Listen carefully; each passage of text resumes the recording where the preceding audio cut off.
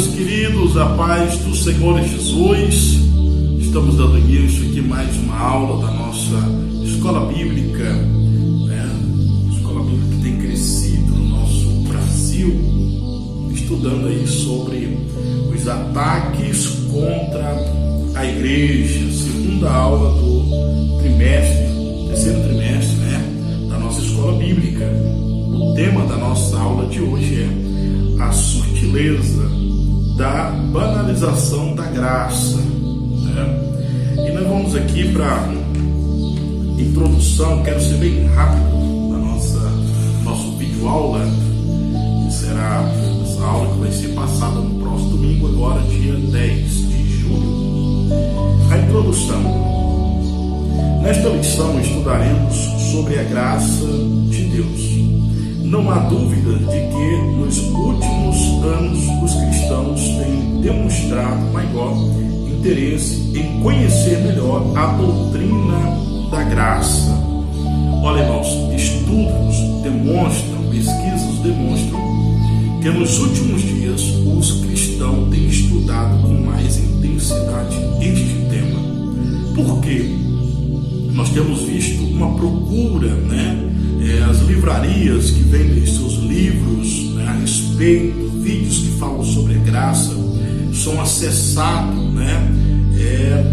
com mais frequência pelos irmãos. Livros têm sido vendidos com mais frequências que falam sobre este tema. Exatamente porque hoje nós vivemos aí uma grande luta, sutileza de Satanás, onde ele usa pessoas para apresentar uma graça que não tem nada a ver com uma graça divina. É o que nós vamos estudar hoje aqui na nossa lição. Primeiro tópico, compreendendo a graça. Primeiro tópico, compreendendo a graça. A graça é divina. A graça é divina, ou seja, a graça surgiu do próprio Deus ou do próprio Deus. Ao se afirmar que a graça é divina, se quer dizer com isso que a sua origem está inteiramente em Deus. A sua origem está inteiramente ligada em Deus, a graça divina. Vamos ler aqui um texto que se encontra na carta de Paulo aos Coríntios, primeira carta de Paulo aos Coríntios, o capítulo de número 1, o verso de número 21. É o verso que nós vamos estar lendo, que está escrito: isto, como na sabedoria de Deus, o mundo não conheceu a Deus pela sua sabedoria. Aprove a Deus salvar os crentes pela loucura da pregação. Olha só, a pregação da graça. Deus, o próprio Deus, vendo a necessidade, vendo o quanto o homem precisava da graça, Deus, ele nos apresentou este meio caminho de salvação, que é a graça. Mas vamos lá, o que é a graça? O significado desta palavra. A palavra graça, de uma forma bem simples, significa favor, favor ou algo dado para alguém que não merece, certo? A palavra graça do grego, algo que eu não mereço, certo? Há uma diferença entre graça e misericórdia. Graça é Deus dando o que eu não mereço, a salvação. Misericórdia é Deus não dando o que eu mereço. Ou seja, o pecador, ele não merece ser salvo, mas Deus deu a salvação. O pecador, ele não merece ser salvo. O pecador merece a condenação eterna, mas Deus não deu a condenação. Então, misericórdia é Deus não dando o que o pecador merece, que é a condenação. Já a graça é Deus dando o que o pecador não merece, que é a salvação, ok? A graça originou-se em Deus. Para isto, se faz necessário nós fazermos uso de um pensamento teológico que fala a respeito da dispensação da Trindade. Então nós vamos falar um pouco aí sobre este assunto. Primeiro, quero que você fique comigo no vídeo. Primeiro, quando nós falamos sobre a dispensação da Trindade, nós precisamos entender aí que quando o homem peca, quando o homem ele cai, Deus vê a necessidade, Deus vê que o homem precisa, certo? Então, Deus ele vai apresentar um projeto chamado Pacto Salutine, certo? Que nós vamos falar mais adiante aqui um pouco mais. Pacto Salutine, projeto de salvação, do latim, aonde o próprio Deus viria, levantaria uma nação, feita através de Abraão, apresentaria a sua lei, certo? E depois o seu filho viria, no caso, o próprio Jesus vindo, se apresentando como filho de Deus, termos humano, né? Porque Jesus ele é Deus.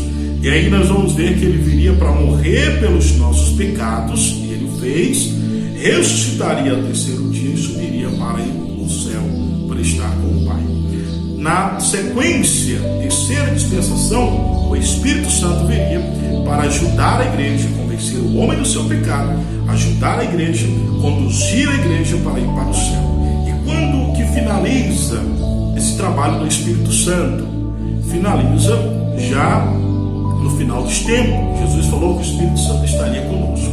Veja bem, o Pai veio, levantou a sua nação, o povo levantou, apresentou a lei, o Filho veio e morreu pelo nosso pecado. O Espírito Santo está entre nós. E o Espírito Santo que vai guiar a igreja no arrebatamento. Qualquer hora nós vamos para o céu estar com o Pai eternamente. Aleluia.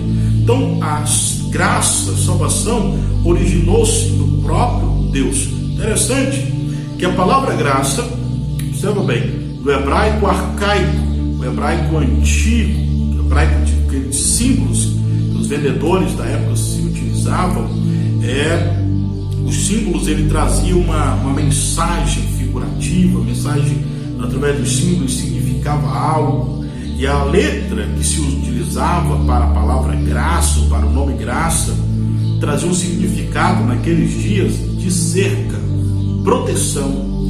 Então graça no Novo Testamento significa o que? Graça significa favor não merecido. Deus deu, Deus me favoreceu, certo? Já a palavra graça no hebraico significa proteção. Deus te salvou e te protege. Aleluia. Guarde bem o seu coração. O Senhor te salvou e o Senhor te protege, te livra de todo o mal para a glória de Deus. Aleluia. Nós vamos dando continuidade aqui. O segundo subtópico está escrito: a graça é imerecida. A graça é um favor imerecido. Isso significa que ninguém a merecia e nem tinha como merecê-la. De fato, a Escritura diz que não há justo nenhum sequer. Olha só, Romanos 3:10. Não há justo nenhum sequer.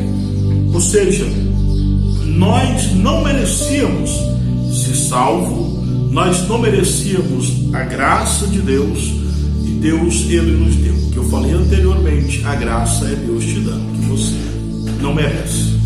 A graça é um presente de Deus, irmão. Quando você recebe um presente, você recebe com amor, você guarda, aquela maravilha. Então a graça de Deus, a salvação, né? Ela é um presente de Deus para mim e para você. E nós temos também o segundo tópico, a graça no contexto bíblico, a necessidade da graça.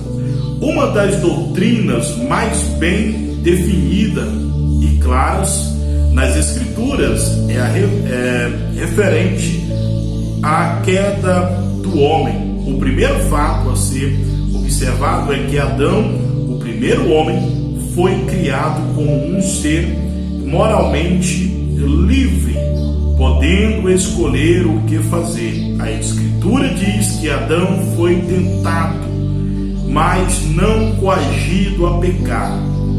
Amém. Olha só, Deus fez o homem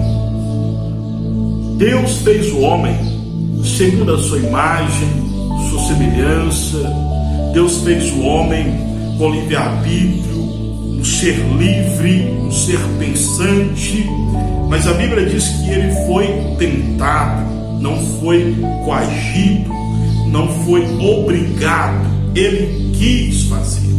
A Bíblia nos diz que quando Eva, ela se deixa levar pela sutileza de Satanás. O que seria sutileza? Imagina um gato querendo pegar um pássaro, ele vai de mansinho, né? E de repente ele pula. Uma forma de entendermos sutileza. O inimigo, ele se atém de suas ferramentas, sua sutileza, para nos pegar, para nos induzir, e o inimigo conseguiu fazer isso em Eva. Mas qual era o objetivo do próprio inimigo? Era alcançar Adão. O objetivo dele era alcançar Adão. Quando Adão estava sozinho, ele com certeza tentou, mas não conseguiu. Mas através de Eva, de um momento, quem sabe, de falta de vigilância, ela se deixou levar. E a Bíblia diz que Eva diz: o Senhor disse, se eu pelo menos tocar o fruto, morrerei. E ele disse: não, de forma nenhuma. Por quê? Porque Deus não disse, irmãos, que ela não poderia tocar, que não poderia comer. Há uma diferença. E então o inimigo se aproveitou naquele momento e disse: olha, pode tocar. Quando ela toca e não acontece nada, então ela pensa no seu pensamento que poderia comer. O inimigo, ele se atende a coisas simples para nos conduzir a coisas piores, e devemos vigiar. A intenção de Satanás era fazer com que Adão pecasse e Eva, e que ele comesse do fruto da vida, porque seria um ser imortal, não morreria. Imagina, Adão, como ser imortal, não morreria e condenado pelo pecado. O diabo iria dominar Adão através do pecado. E Deus falou que Adão poderia governar a terra. Deus deu autoridade para Adão. Adão, governai a terra e multiplicai sobre a terra. Tenha autoridade sobre os animais. O querer de Satanás era governar essa terra através dos homens. Mas Deus falou para Adão sair da terra, sair do jardim. Na verdade, Deus estava protegendo a humanidade. Imagina se Adão come do fruto da vida, ele não morreria. Não tinha salvação, não tinha redenção, não tinha pacto salutíneo, não tinha plano de salvação. Mas a Bíblia nos mostra o seu amor, o amor de Deus aqui, a preocupação de Deus. E a Bíblia nos diz que Deus embolou um animal com as vestes do animal. Deus, ele cobre a nudez de Adão e Eva. Aquele animal simbolizava o nosso Salvador. Aleluia. E a Bíblia nos diz que há uma promessa que nasceria da semente da mulher, que iria vencer a afronta de Satanás. Quando nasce o jovem Caim, e ele começa a fazer suas maldades, quem sabe o diabo pensa, não é isso aí não. Mas quando nasce o seu irmão,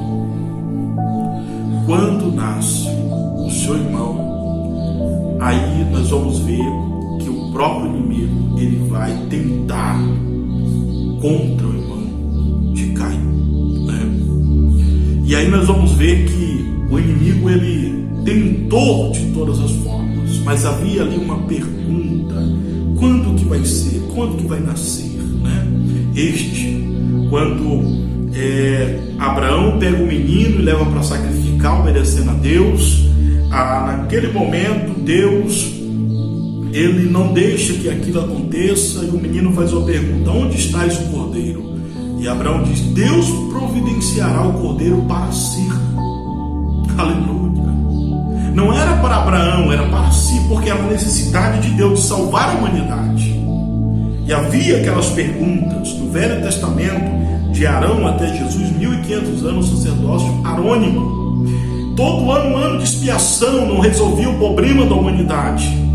Mas de repente, João Batista ao ver Jesus, ele diz: eis o Cordeiro de Deus que tira o pecado do mundo. Jó já tinha falado no seu momento de angústia: eu sei que o meu Redentor vive e que ele há de se levantar sobre a terra. Esta voz ecoava na eternidade, nos anos, e aí João nos traz a resposta. Jesus é o Cordeiro, aleluia. Ele é o Cordeiro prometido, que veio para a salvação da humanidade. Então nós vemos aí a necessidade da graça, porque sem a graça, sem este favor de Deus para conosco, não teríamos a salvação. Uma observação aqui, dentro do comentário, está escrito: uma das consequências advindas da queda foi a necessidade da santificação, da justiça divina. Por isso, a justiça de Deus exige a punição do pecado. Isso porque Deus, sendo justo e santo, não deixaria o pecado impune. Contudo, assim como Deus é justo, da mesma forma, Ele é amor. Aleluia.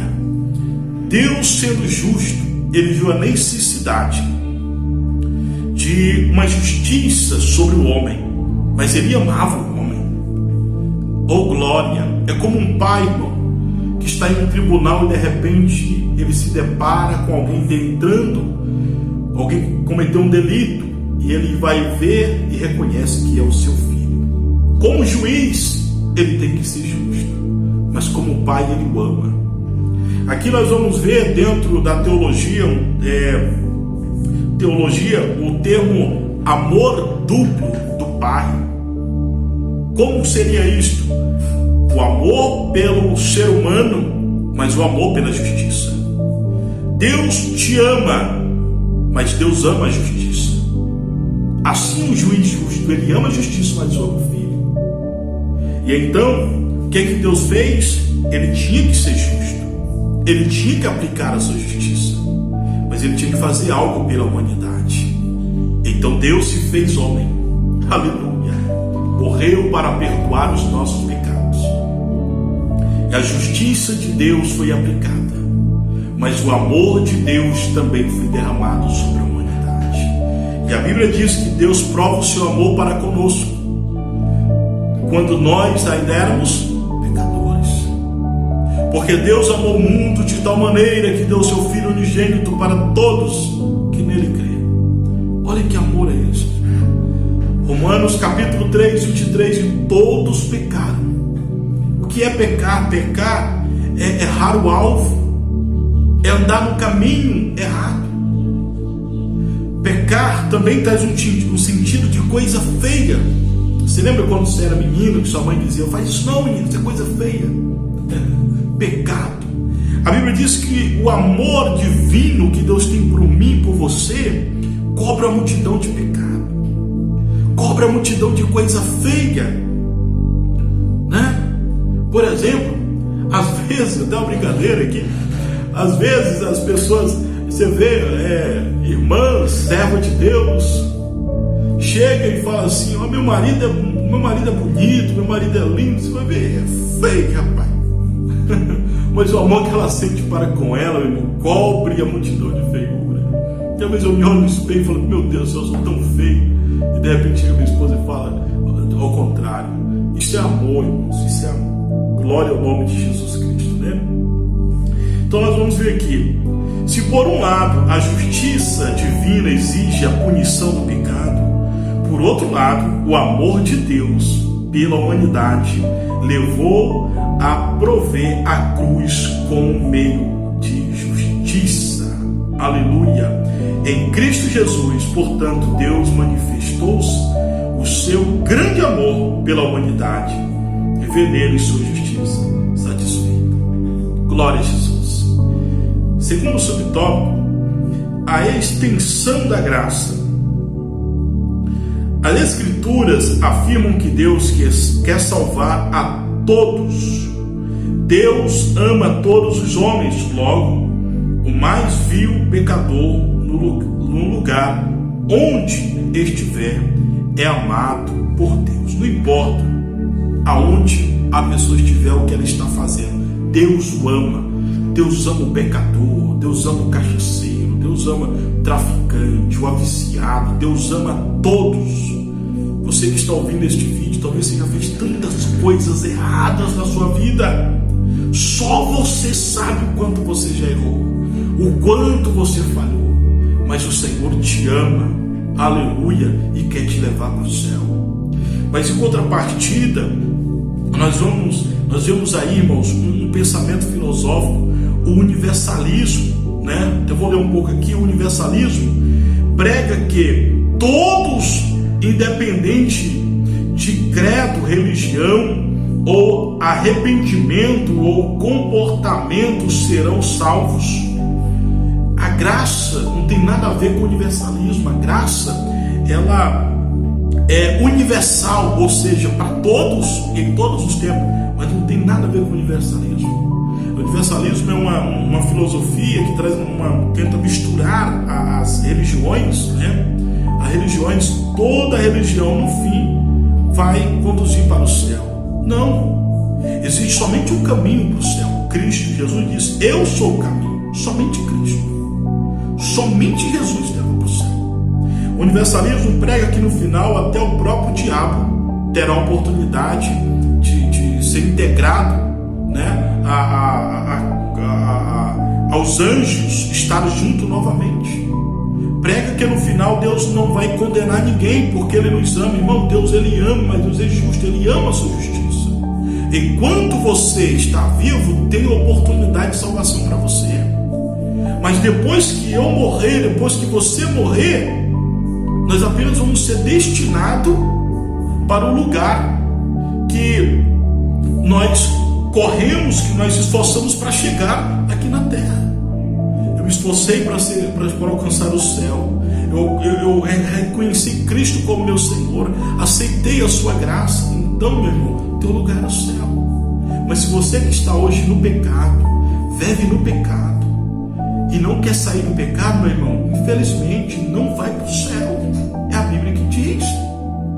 E aí nós vamos ver Spurgeon, ele diz o seguinte: eu não posso ter amizade com o pecado, porque por conta do pecado o meu Senhor foi morto, Jesus.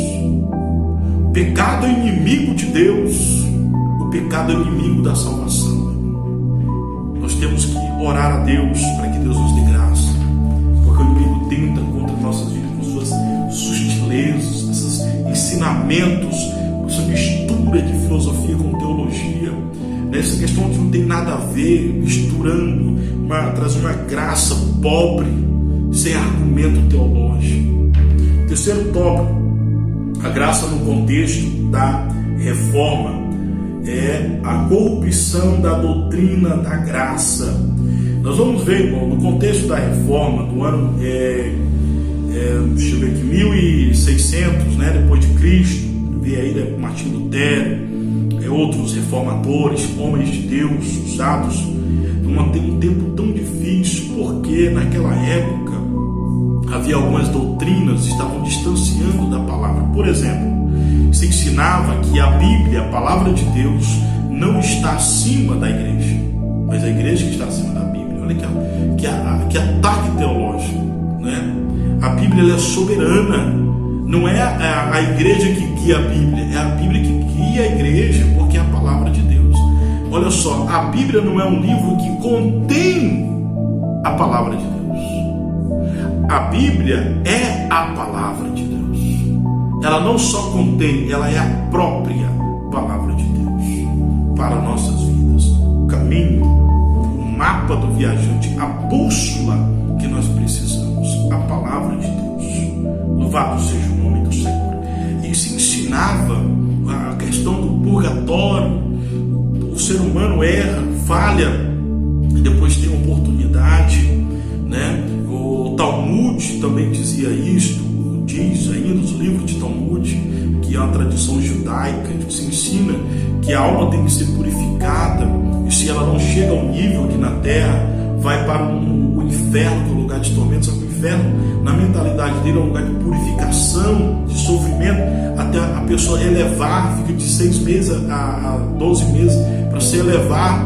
Só que aí o purgatório, ensina-se no purgatório que quando se chega ao purgatório, através das preces aqui, a pessoa sai daquele lugar, né? Ensinado aí por Gregório, o Papa Gregório, no ano 593 depois de Cristo, uma aberração teológica, questão das indulgências, né? Fizeram até um hino dizendo: quanto mais rápido a sua oferta da indulgência cair no gasofilácio, as almas do purgatório sairão. Entregavam no papel território, comprando território no céu. Uma aberração. O pior é que em nossos dias nós vemos isso. Em nossos dias, pessoas vendendo vassoura ungida, misericórdia, vendendo tantas coisas, né? Você sabe do que eu estou falando, precisa entrar em detalhes. Então a gente vê que nos nossos dias isso tem acontecido.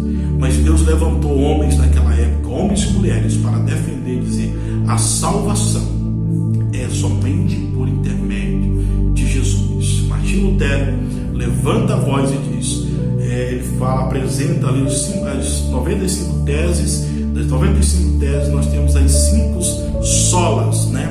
Ou somente a palavra, somente Cristo, né? E aí nós vamos ver a reforma trazendo aí para nós uma aproximação da palavra de Deus. Maravilha. E nós vamos ver aí, irmãos, o 4º tópico: a graça no contexto contemporâneo. A graça é barateada, misericórdia, né?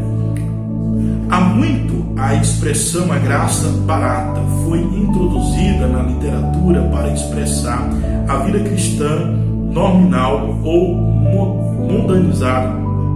De fato, o evangelho expresso por alguns ensinadores não refletem mais a graça. Irmãos, vou me ater ao contexto histórico do terceiro século, final do terceiro século, quando Constantino ele aceita o cristianismo. Sua mãe ela era cristã. Constantino teve uma visão sobre Cristo, orientando ele como vencer a guerra. Ele aceita o cristianismo, certo? E quando ele aceita o cristianismo, a perseguição para. As pessoas agora queriam ser cristãos, porque o imperador era cristão. Levanta-se os créditos, né? Levanta-se as grandes reuniões, começam a construir igrejas, né? Começam a pagar os expostos para os líderes das igrejas. Então o cristianismo foi aceito. E as pessoas aceitavam o cristianismo, mas não havia um discipulado, um treinamento, não havia ali um ensino da palavra. A pessoa vinha e ficava. Mas a gente vai ver, irmãos, que o que aconteceu foi que distanciaram da palavra. E nós estamos vendo isso acontecendo de novo, infelizmente. Muitas pessoas, fulano era cantor, fulano era isso, chega em nosso meio, já querem confiar no altar. Altar é lugar santo. A pessoa vê, nem foi liberta ainda. Eu conheço histórias, conheço fato de homens homens do altar, que vivem no mundo das drogas, não foi liberto ainda. Pessoas, cantores que cantam, ganham o mundo cantando no mundo lá fora, depois de dizer eu sou crente, começa a cantar em nosso meio, 6, 7 meses, sai, volta para o mundo falando mal da gente ainda.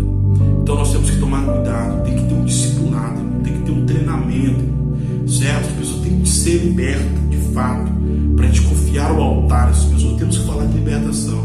Não, mas é alguém importante, alguém da mídia, não importa. Tem alma como todo ser humano e precisa, certo? Segundo o subtópico, o valor da graça. Escrevendo aos Coríntios, o apóstolo da graça afirmou: vocês foram comprados por preço. Olha só, a graça tem preço, irmãos. Por preço, ou seja, a graça tem um preço. Qual o preço? O sangue de Cristo. Nós temos que entender que a graça tem um preço. Hoje a gente está vendo ensinamentos aí falando, não, mas Deus quer saber do meu coração. Você sabe que quando a Bíblia fala do coração, está falando da mente, pensamento. Se realmente Deus quer saber do seu coração, como que está então o seu coração? Como que está o meu coração? O meus pensamentos, as minhas intenções. Não, mas Deus vê o nosso coração. Hoje a questão, ninguém pode julgar, ninguém não pode fazer isso.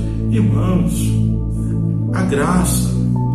Outros não aceitam uma disciplina, está em pecado.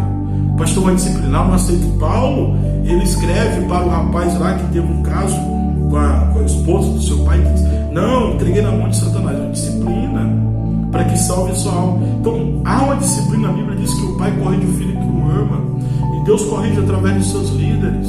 Há uma desonra no meio, no contexto religioso. Infelizmente, um ataque contra a graça. Irmãos, que nós estamos vendo hoje, uma boa parte, é assustador. Hoje muitos não querem ensinar sobre pecado, prejuízo do pecado, libertação, salvação, como que é, o comportamento do cristão.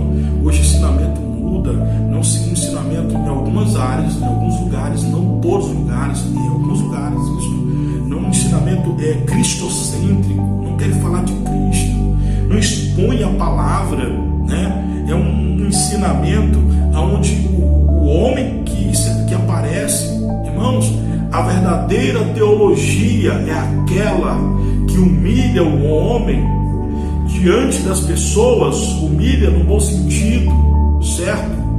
E exalta a pessoa de Cristo. A verdadeira teologia é aquela que leva o homem a se humilhar aos pés da cruz e o nome do Senhor ser glorificado. Esta é a verdadeira teologia. Mas o que a gente vê nos nossos dias, irmãos, nós precisamos tomar cuidado contra a sutileza de Satanás, certo? Isso não tem nada a ver, quando pensa que não, tá uma situação terrível. O cristianismo, para finalizarmos, ele é puro, certo? A Bíblia, Jesus fala com o seu discípulo: vocês tiver fé como um grão de mostarda. Olha como Jesus compara a caminhada do crente, porque nós temos de fé em fé, como um grão de mostarda. O grão de mostarda, uma semente sim, que você não consegue misturar ele com nenhuma outra semente para produzir. Se misturar, ele morre. Se brotar junto com o outro, morre. Ele tem que ser plantado separado. Isso é um cristianismo. O verdadeiro cristianismo não aceita nenhum tipo de filosofia que vai contra a Bíblia, nenhum tipo de religião que vai contra a Bíblia. Eu sou crente, mas eu sou maçom. Eu sou crente, mas eu sou espírita. Eu sou crente, mas eu sou aquele. Não, irmão. Crente é crente, acabou.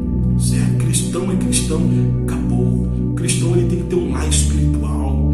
Movimentos desigrejados. Não precisa de uma igreja, precisa. É a Bíblia que nos ensina: não deixar a vossa congregação como é costume de uns. Jesus ia para o templo, os discípulos iam para o templo, certo? Moisés constrói um templo no deserto. Depois nós vamos, que no caso era o tabernáculo, o templo, nós vamos ver que também Salomão constrói um templo e Deus falou: disse, ouvirei a oração do meu povo neste lugar. Então, meu querido, tome cuidado, certo? Conclusão: nesta lição, partimos da necessidade de se compreender corretamente o que é a graça de Deus. Vimos como a graça de Deus foi entendida em diferentes contextos. A Bíblia é sempre a régua através da qual qualquer entendimento da doutrina da graça precisa ser medido. Como o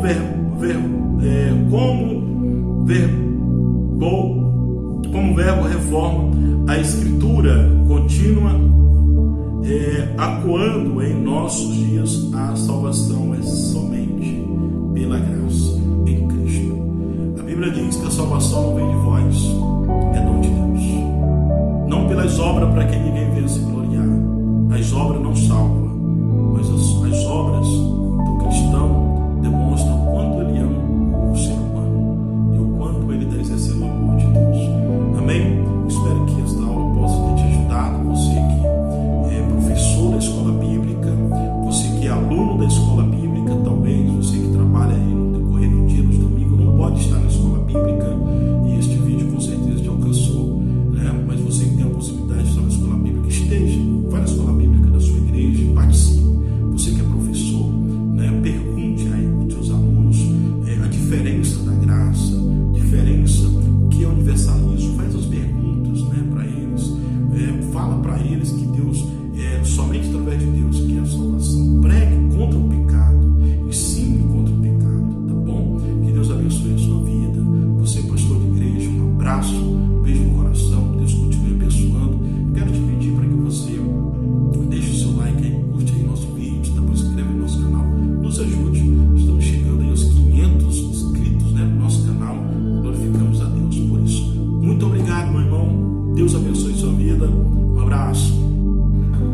universalismo é um ataque teológico contra a graça. É um ensinamento filosófico que ensina que no final todos serão salvos e até o próprio diabo terá uma nova oportunidade. Graça é outra coisa. O duplo amor de Deus é o amor pela humanidade, pela sua justiça. Deus ama o ser humano, mas Deus aborrece o seu pecado, porque Ele ama a justiça. Quer saber mais? Vamos na EBD estudar sobre a graça divina. Deus abençoe.